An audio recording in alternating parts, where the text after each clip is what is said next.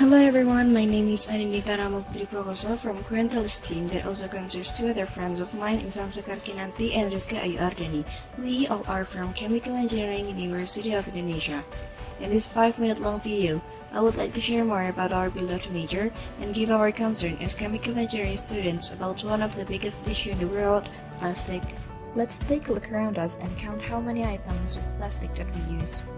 Food or beverage packaging, plastic bag, bottles, tissue, all of them are plastics. Other objects such as electronics surprisingly also contain plastic in their components, or even the clothes that we wear. Yes, plastic has become such an inseparable part in our lives. But have you ever wondered who plays the big role behind the process of producing plastic in large quantities and to be many products on the market like now? The answer is chemical engineers. So, who are they? Chemical engineers are engineers who improve our quality of life with combining their scientific knowledge and technical skills to design and develop chemical processes and equipment. Look at our air conditioner and refrigerator.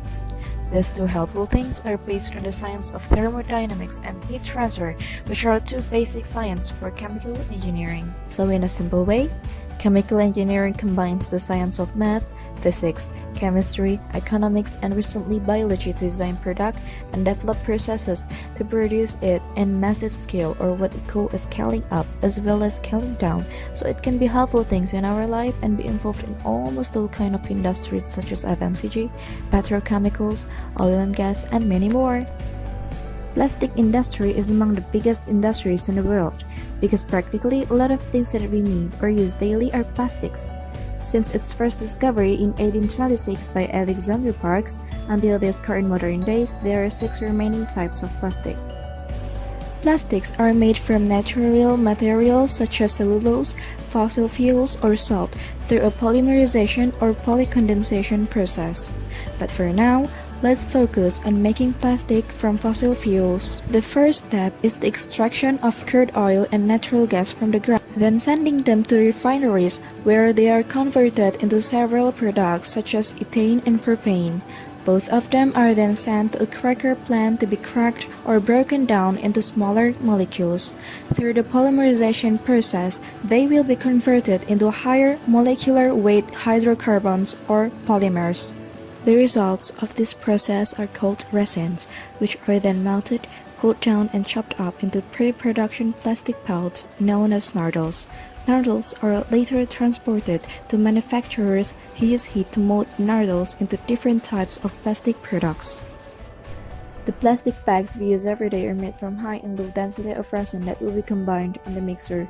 Once the resins are blended, they reach extrusion department to be heated in certain range of temperature. Then the molten plastic will be shaped in bubble formation. After that, the bubble will be compressed to be double-walled film. Then the film will be cut into the required shape, in this case bag, and be printed with alcohol-based ink, retaining them continuously in inking rollers. The last step is transporting the bags to the packaging room with belt conveyor. But things are just too good to be true. There is always two sides in everything, and plastics somehow remain to be one of the big issues for past decades because of its contribution as one of the biggest wastes in the world. Many countries have been in competition to recycle plastic waste, while it actually is producing new plastic from old plastic and of course waste again.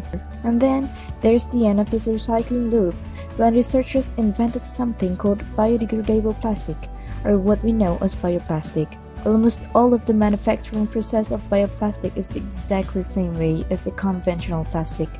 The only difference is the raw material that is biodegradable resin, which contains additives like starch, so it will be eaten by microbes when it is thrown away to the environment.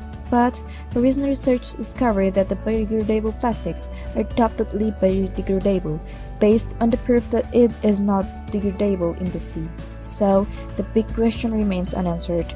And this is the chance for us, chemical engineers, to find the right solution to complete the puzzle of solving plastic waste management.